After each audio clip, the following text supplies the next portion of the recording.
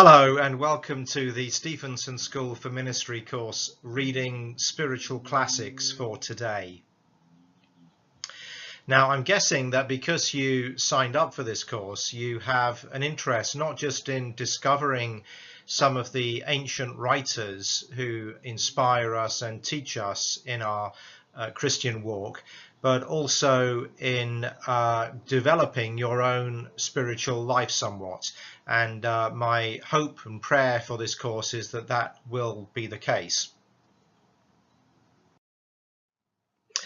We're going to start this week with one of the greatest of English saints, and so in a real sense somebody who is within our Anglican tradition, and that is Julian of Norwich. And despite her name, she is a woman.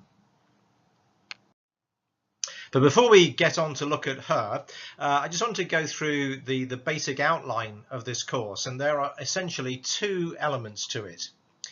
The first is that it is an introduction to some of these famous Christian writers of long ago, people who have been foundational figures for us, and whose work and whose lives still provide us with a great deal of inspiration. And all five of the individuals we'll be looking at, you probably have heard of each of them. But I also want this to be a very practical course, not just something where we learn academically about some old people who are dead, but something in which you yourself, as a Christian who is seeking to follow Christ, can benefit by practicing some of the classic Christian disciplines.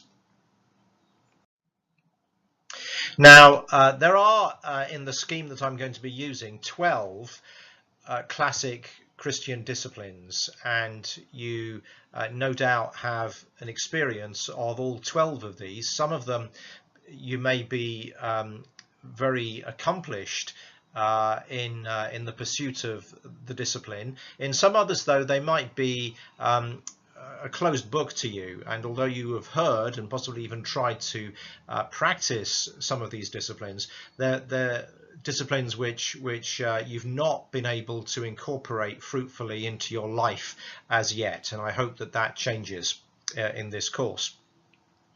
So a great Christian contemporary writer called Richard Foster has done a lot of work on the disciplines of the spiritual life. And he says that there are essentially three types of discipline. There are the inward disciplines. These are the disciplines which simply go on inside you. They're purely for your own benefit, and they happen internally. And these are prayer, meditation, fasting, and study. Then there are the outward disciplines, ones that actually are visible to people outside, because you're practicing them in a way which you're putting yourself out there for public gaze. And these are simplicity, solitude, submission, and service.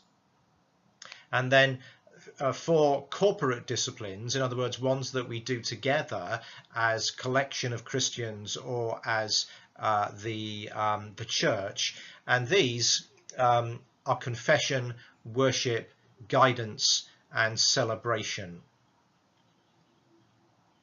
There's another way of looking at those 12 disciplines and classifying them, and that is one as disciplines of abstinence, in other words, things that you refrain from. So simplicity, solitude, submission, fasting, all of them are giving up something. Simplicity, giving up an extravagant lifestyle. Solitude, giving up company for a short period. Submission, giving up your own will out of respect for someone else's authority. And fasting, obviously food, but it doesn't have to be food for it to be fasting. It can be media, it can be entertainment, it can be any kind of thing which is a part of your life. So disciplines of abstinence, and obviously these are particularly difficult and therefore particularly helpful for people who are very active in their lives, people whose lives are full of activity and noise and people and entertainment and sensory pleasure. These things, if that's you, then you'll find these 4 things really particularly difficult and therefore particularly useful. Then there are the 8 disciplines of engagement. In other words, disciplines that you actually involve yourself in and that are not just refraining from something, but actually throwing yourself into it. And these are prayer, confession, celebration, worship, study, guidance, meditation, and service. So you don't stop doing something to do these, you actually do them. And as you have guessed, this is especially helpful for contemplatives, for people who are very much at home in their own company, people who find prayer very easy, people who find meditation very straightforward. This is about actually engaging something rather than refraining from something. But there's a third model, and this is the model that I'm going to use in this course. Disciplines which prosper a prayerful life, which are the hallmarks of a prayerful life, being prayer, meditation, and solitude. This is today's topic. The virtuous life, fasting, confession, and submission. The spirit-filled life, study, worship, and guidance. The compassionate life, simplicity, service, and celebration. And the sacramental life. That's going to be our final topic, and in that final topic we're going to look at how you can actually write your own rule of life. So each of the 5 saints that I've highlighted to talk about in this course correspond with one of these 5 aspects of Christian living. So the prayerful life is today, and the prayerful life is Julian of Norwich.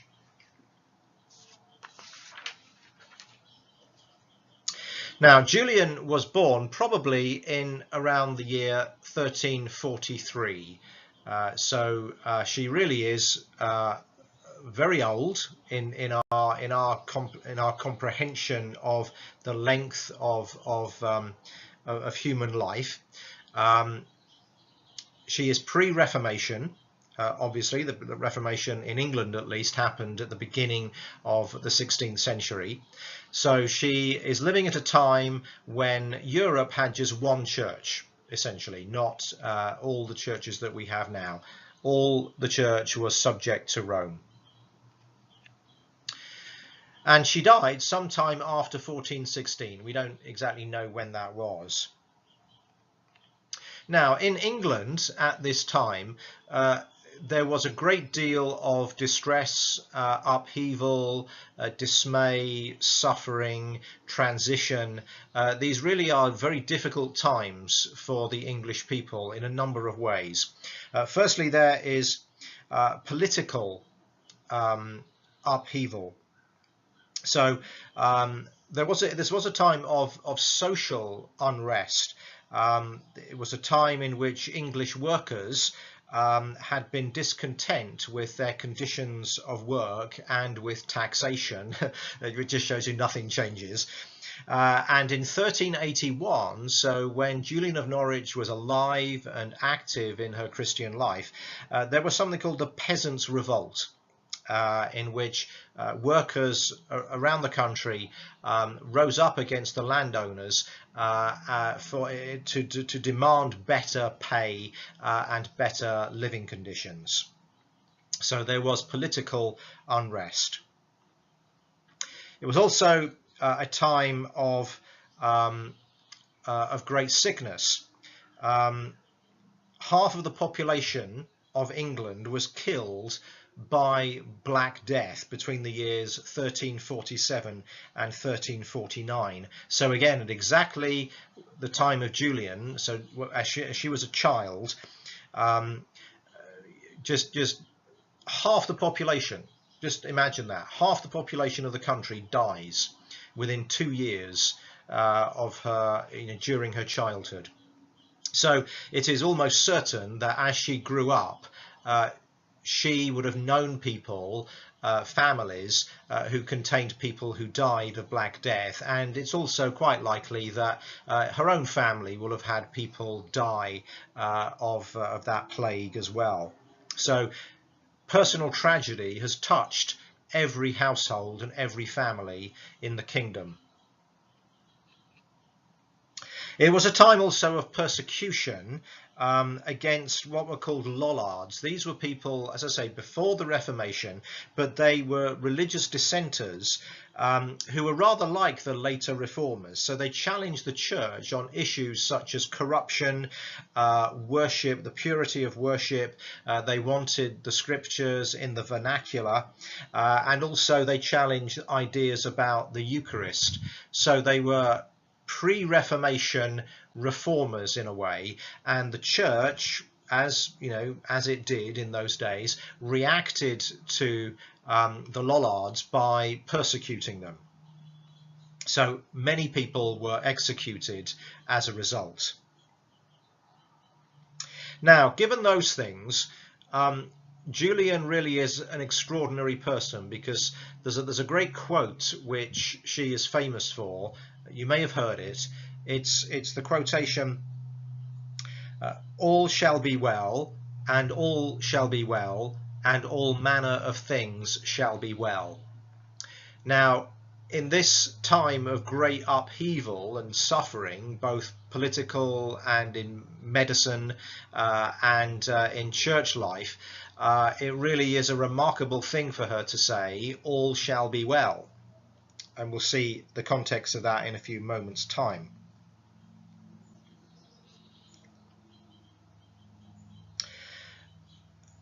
Her writing, though, strangely for us, actually mentions none of this upheaval.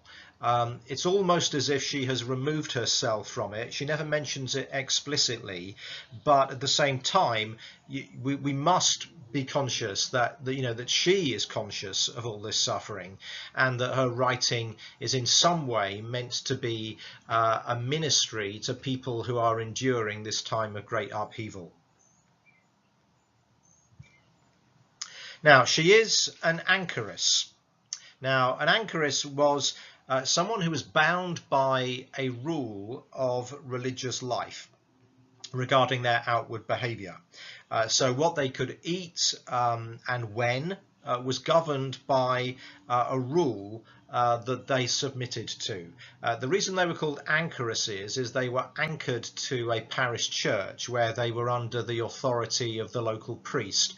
And they would have a cell where they would essentially live. They weren't confined to it, for life, but that's where they prayed and meditated and did their religious duty. And they devoted their lives then in semi-separation from the rest of society in order to pray and meditate. Why is she so important? Well, for several reasons. First, because she is obviously a lay person, because women were not ordained in those days. So she's a testimony to the vitality of English lay spirituality 100 years before the Reformation. She's an active example of the active participation of women in the church at the time. And she wrote one of the earliest books in the English language, and it's unusual for a book of theology to be written that is not in Latin or French. And it is, to my mind at least, an enlightened theology. As we go through these next few minutes and pick out some of the things that she wrote in her famous book, you'll see, I hope, a really forward-looking, progressive view of God and of the Christian life. you might think, oh, okay, we're talking about the 14th century here, pre-Reformation. It's going to be all, hair shirts and flagellation and woe is me and lamenting sins and going through harsh treatment. But actually, the vision that Julian has of God and of the Christian life is extraordinarily positive, and I hope that you'll become excited by that as we look at what she said and what she wrote. Now, her book, the famous book that we're looking at now, is called Revelation of Divine Love. And it's an account of 16 visions that Julian has around the year 1373, when she was 30 years old. And it is the result of an extraordinary prayer that she makes. She tells us that she has these visions at a particular moment. She prays for 3 graces, she calls them. 1, an intense perception of the passion of Jesus. So she prays for a really strong vision of Jesus' love. She prays, now get this, for an illness like death. And she prays for the 3 wounds of contrition, compassion, and desire for God. Now, contrition and desire for God and an intense understanding of Jesus' passion, that's pretty standard. You'd expect a saint to ask for those things. But I'm not sure there are too many people who would pray for an experience like death. So these 16 visions are the product of life-threatening illness. At the age of 30, she has a sickness in which she came close to death, and she actually received the last rites from her priest. But as the priest held the crucifix in front of her, the figure of Christ came to life and spoke to her. And that's at least what she says about her experience. So she's close to death. She has these 16 visions, and the result of those is this extraordinary book, The Revelation of Divine Love. And I'm just going to pick out a few of the things that she wrote that are particularly useful for us. But I've done here, what you can see now on the screen is this word cloud. I like word clouds. And I've tried to just highlight some of the things that are characteristic of this book and these visions.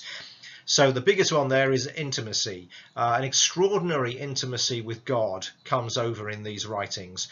Bliss, peace, joy, and of lesser significance in the book is the feminine within the Godhead, that God is female as well as male. So from that you'll know that this is kind of groundbreaking stuff, really. So let me just go through a few of her writing in this extraordinary book. She gives us details of her illness in chapter 3. She says, "When I was 30.5 years old, God sent me a bodily sickness in which I lay for 3 days and 3 nights. And on the 4th night I took all my rites of Holy Church and expected not to live till the next day. And after this I languished a further 2 days and 2 nights. And on the 3rd night I expected frequently to pass away, and those that were with me expected the same. And still being young, I thought it a great pity to die, but not because of anything on earth that I like to live for. It was because I wanted to have lived so that I might have loved God better and for longer. Therefore I thought, good Lord, may my living no longer be to your honour. And I understood by my reason and by the feeling of my pains that I should die. And I assented fully to everything with all the will of my heart to be God's will." Chapter 5 is about her passionate love for God. She has a vision of a small round ball, and God tells her it represents all that he has made. Julian says that God made it, loves it, and keeps it. And she has this sense of love of God overflowing her and says, I may never have complete rest nor true bliss until I am so fastened to him that there is absolutely nothing that is made between my God and me. In chapter 6, she writes about her vision of prayer. A prayer is not a set of petitions, but is about communion with God, she says. The goodness of God is the highest prayer, and it comes down to the lowest part of our need. It quickens our soul and brings it to life and makes it grow in grace and virtue.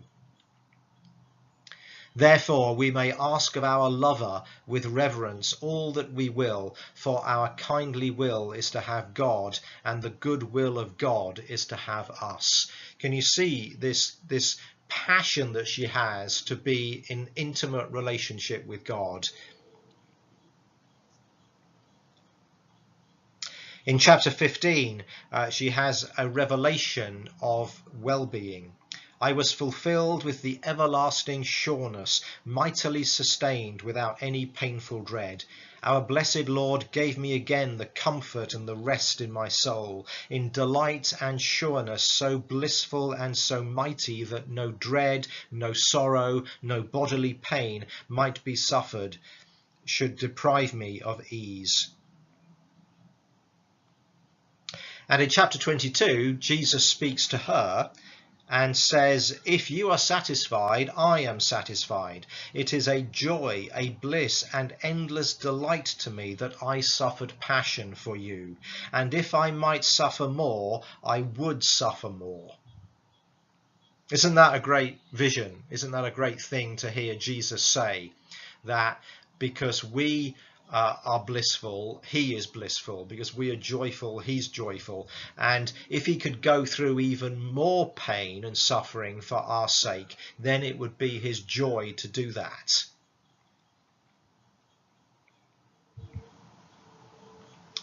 In chapter 23, she says, it is a joy, a bliss, an endless delight to me. The Father is pleased, the Son is honoured, the Holy Ghost delights. Jesus is a glad giver. A glad giver always takes but little heed of the thing that he gives, but all his desire and all his intent is to please him to whom he gives it. And in chapter 25, Jesus says, look how I loved you, my darling. Behold and see your Lord, your God. This is your maker and your endless joy. See what delight and bliss I have in your salvation. Rejoice now with me. Now all my bitter pain and all my heart's travail is turned to endless joy and bliss for me and for you. How should it now be that you should ask anything from me that pleases me, but I should very gladly grant it to you? For my delight is your holiness, and your endless joy and bliss with me. I could go on in this vein, because she goes on for about 80 chapters. And there's so much of this joyful, blissful writing about intimacy with God and about prayer being a part of that intimacy. But I won't do that, because you can read all of it for yourself. There are actually two versions of the Revelation Divine Love, one short and one long. So if you wanted to read one, maybe the short one would be sufficient for you to dip into. One thing she talks about is being wand with God. That's O-N-E-D. So becoming one with God, being wand with God. I think that's quite interesting. And she goes on to talk in chapter 59 about the motherhood of God. And in chapter 60, she goes on to say that Jesus is our mother. She says this, he feeds us not with milk, but with himself, opening his side to us. With the mother, may lay the child tenderly to her breast, but our mother Jesus may lead us into his blessed breast by his sweet open side.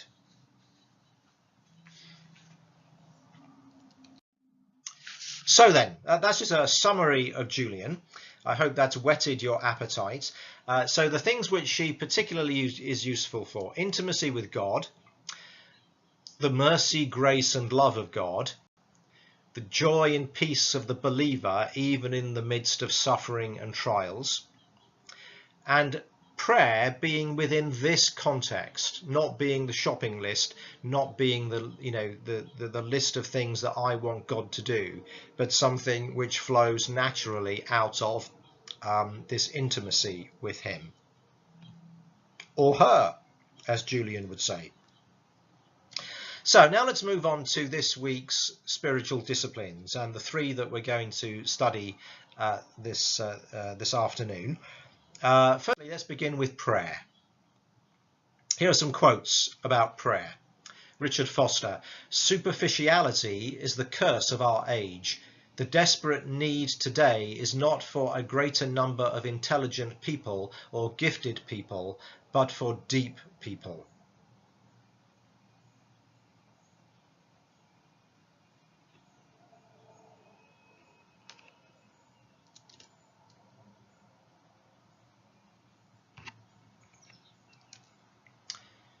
Prayer is the way we feel God's heartbeat. We are into microwaving. God, on the other hand, is usually into marinating. Answers to prayer are wonderful, but they are secondary to the main function of prayer, which is growing perpetual communion with God. That's Richard Foster again. So, what is prayer? Well, it flows out of a relationship with God. That's what we just learned from Julian of Norwich. So God is not this stranger. God is not a judge or a police officer or a jailer.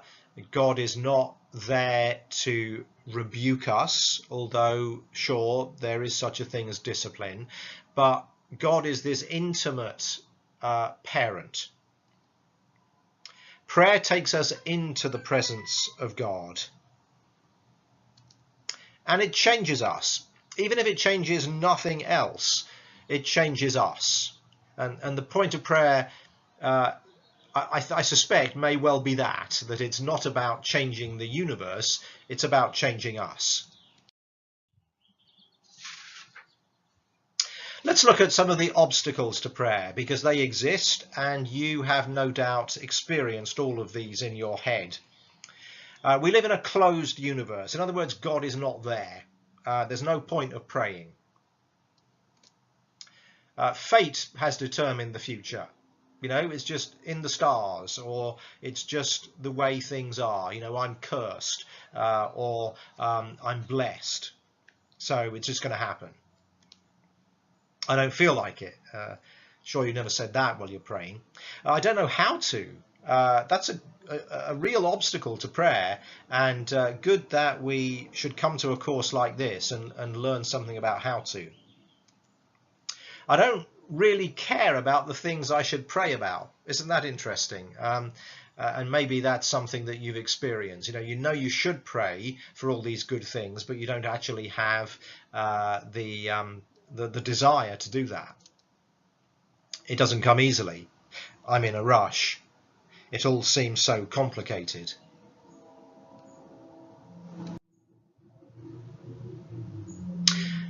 Let's move on to meditation, which is the second of the disciplines, and something which obviously is very much associated with prayer.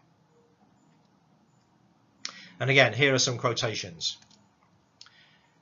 "Hurry is not of the devil, it is the devil." I like that. That was Jung. "Today we have largely traded wisdom for information. We have exchanged depth for breadth. We want a microwave maturity."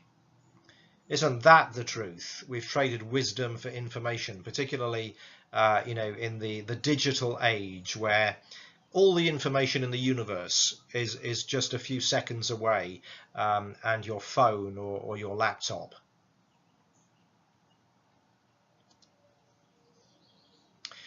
Just as you don't analyze the words of someone you love, but accept them as they are said to you, accept the word of Scripture and ponder it in your heart, as Mary did. That's all.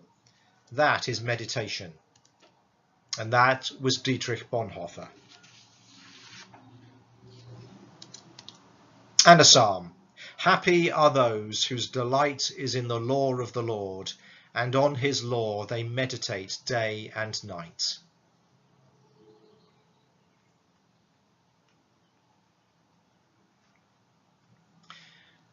So let's come to a definition of meditation.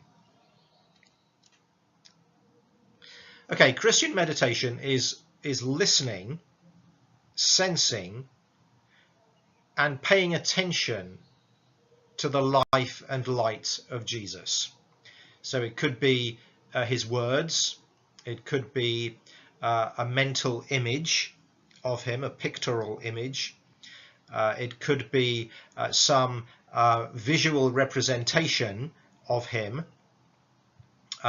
It could be all manner of things related to Jesus, but it's that listening, sensing, and heeding his life. Now, it's not something that we kind of switch off to. In Christian meditation, there is actually a thought in our minds. We don't try to have a completely blank mind, even if that were possible. So it's about chewing things over. It's about getting an idea, a word, a phrase in your mind, and just thinking intently and in a focused way and in a prayerful way about that particular thing. In meditation, we create space for God to speak to us.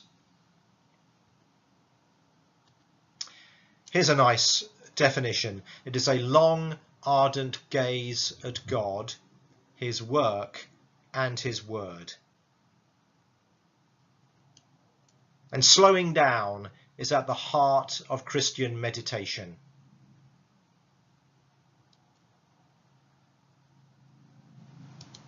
One of the benefits of meditation is that when we return to the world, we have a greater perspective and balance. We're able to see things much more clearly. Just as you're able to be on a dance floor, you can't quite see what's going on because you're involved in the dance. You're trying to avoid other people. You can't see any patterns to what's happening. If you go and stand on the balcony and look down on the dance, you'll be able to see the patterns. You'll be able to notice where people are moving. You'll be able to perhaps identify some meaning to what is happening. And that's how it is in prayer. We remove ourselves from the dance of life, and we're able to sit with Christ in heavenly places and look down on our situations and the situations of the world, and just see with greater perspective exactly what's happening.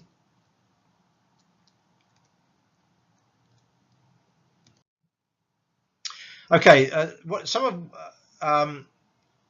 contrasts here about what meditation is and what it is not. It's not a technique, but it's a way of cultivating a deeper relationship with God.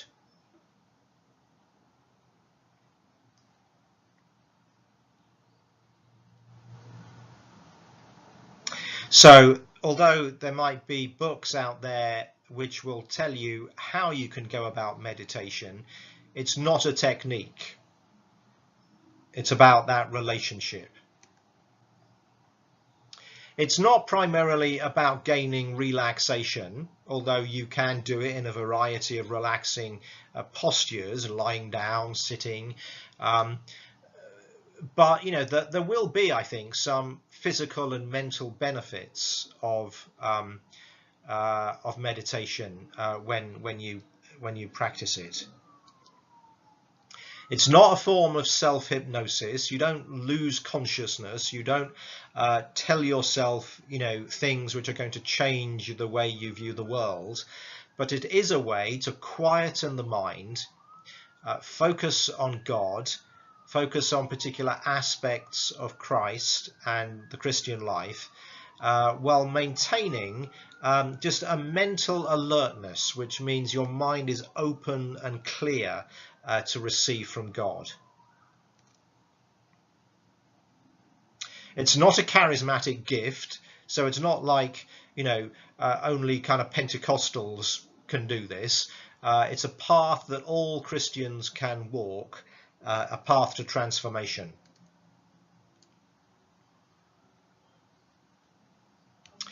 It's not a kind of leaving your body and becoming detached from who you really are, like there is some pure state of spirit or something like that. That's not a particularly Christian perspective, because we are very much body, physical, as well as spiritual and mental. So it's not leaving your body in some kind of parapsychological experience, but it is exercising faith, hope, and love. It is putting into practice the reality of God in your mind and life.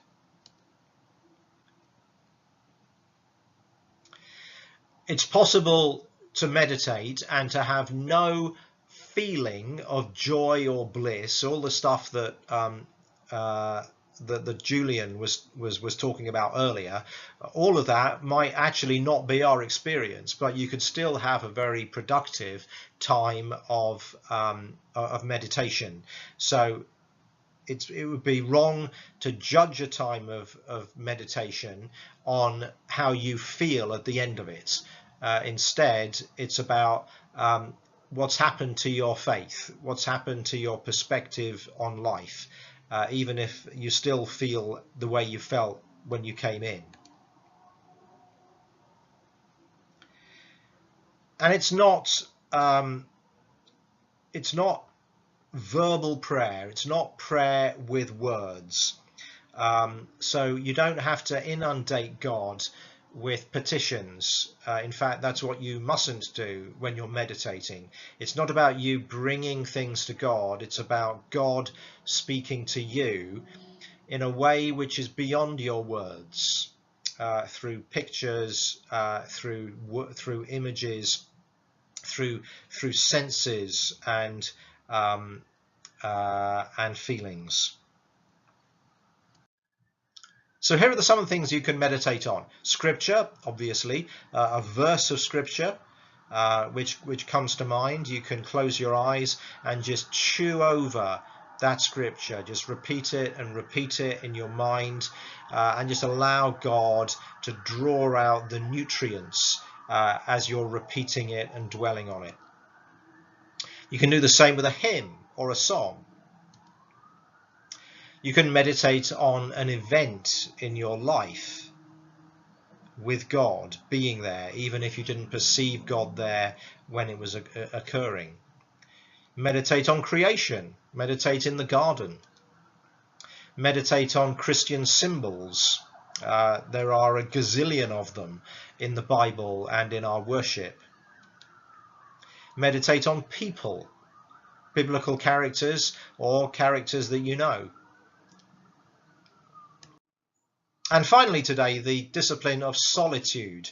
Now this is I think is a really interesting discipline, one that doesn't get an awful lot of coverage in our normal Western lives.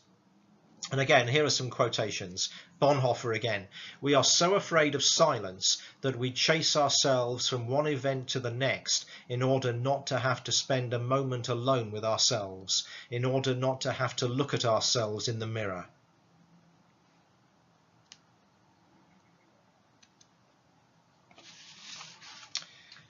John Ortberg again. We live in a lethal environment. American society is filled with ideas and values and pressures and temptations about success and security and comfort and happiness that we will not even notice unless we withdraw on occasion.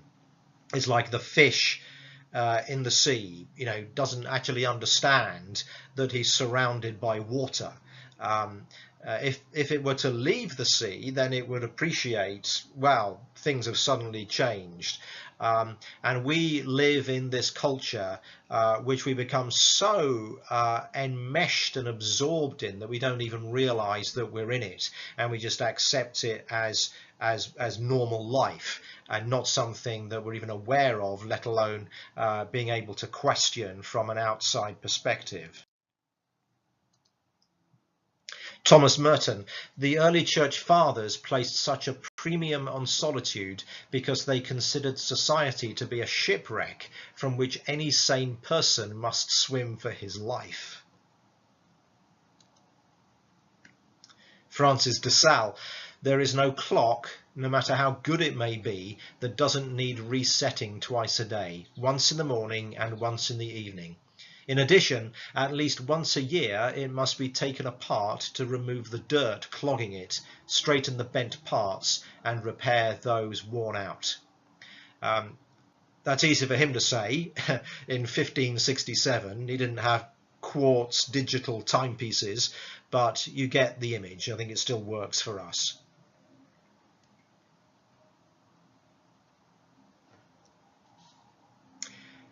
And the practice of Jesus in Mark chapter 1. Very early in the morning, while it was still dark, Jesus got up, left the house, and went off to a solitary place where he prayed.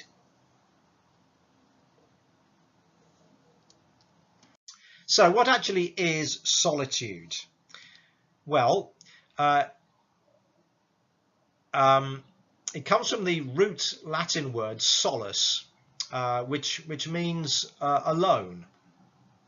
And it's in all these other words: desolate, soliloquy. Soliloquy, of course, is something that you do to yourself. It's a speech that you deliver to yourself, to no one else. Solitaire, sullen, isolate, insulate, isle, island. That SOL root is in all of those words. Now, all of those are pretty negative words, aren't they? Desolate, sullen, isolate. These are not positive things that come to our mind when we use those words. So we can actually think of solitude as being a negative thing. But solitude is not the same as isolation. It's not the same as loneliness. It's very different. John Ortberg says, at its heart, solitude is primarily about not doing something. Solitude is about, yes, being alone with God and yourself for a specific purpose and a specific limited period in order to do serious work on yourself. It's not the same as being lonely. Although some people cope with it very poorly, and for them, being on their own for any length of time is actually a very difficult task. They do associate it with isolation and desolation. So here is a psychologist called Hara Marano, and she says solitude is the state of being alone without being lonely. It is a positive and constructive state of engagement with oneself. Solitude is a state of being alone where you provide yourself wonderful and sufficient company.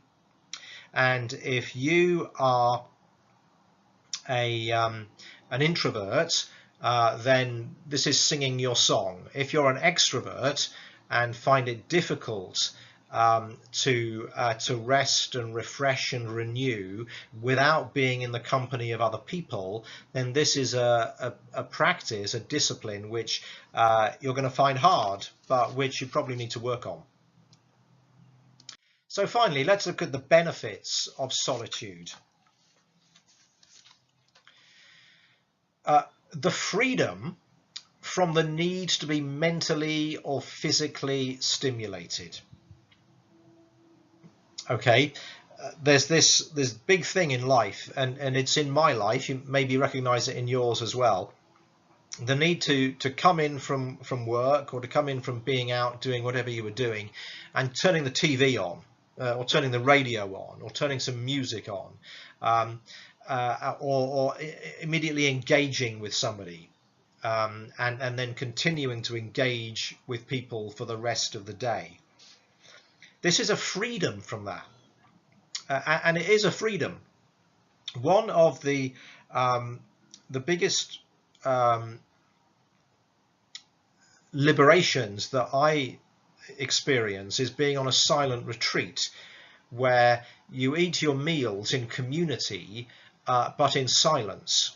And I find that very liberating, because, you know, I don't have to make small talk around the table. I can simply be myself and kind of like nod for the salt, but there isn't that straitjacket of having to talk, because it's socially demanded of you. So it is a freedom. Freedom from constantly living with reference to other people. You know, there's this constant need to compare oneself, either for the good or for the bad, with someone else. Quieting the internal noise and hearing God. In fact, actually, solitude can be a very noisy place. The desert can be a noisy place, because when everything else is silenced, you can hear, hear the demands from within yourself, the voices in your head, which are temptations or the demands of the body, the demands of the mind. So it can be a noisy place. So it's a place of relegating one's own voice and one's own opinion to God's. You discover who you really are when you're on your own. It can help you break negative habits of speech, and actually show you what those habits are. And it can cleanse your mind from the world's dirt. And on your own, you, or at least God, becomes your judge. He is the one who justifies you, the one you stand before, not other people. And that's a tremendous thing. So when you're on your own, in solitude, you don't defend yourself, you don't justify yourself, you don't explain yourself, you just are in the presence of God. So that's the end of today's lecture. This first assignment is, I'd like you to choose one of these three disciplines that we've touched on: prayer, meditation, and solitude, and think about how you might incorporate that practice into your life on a regular basis. And then when you've done that for yourself, how would you try to introduce that practice to the parish that you serve? And 500 words, please. So how would you introduce this practice, this discipline, into your own life? And then how could you encourage your parish to do that? And how would your parish benefit as a result? Thanks very much for listening.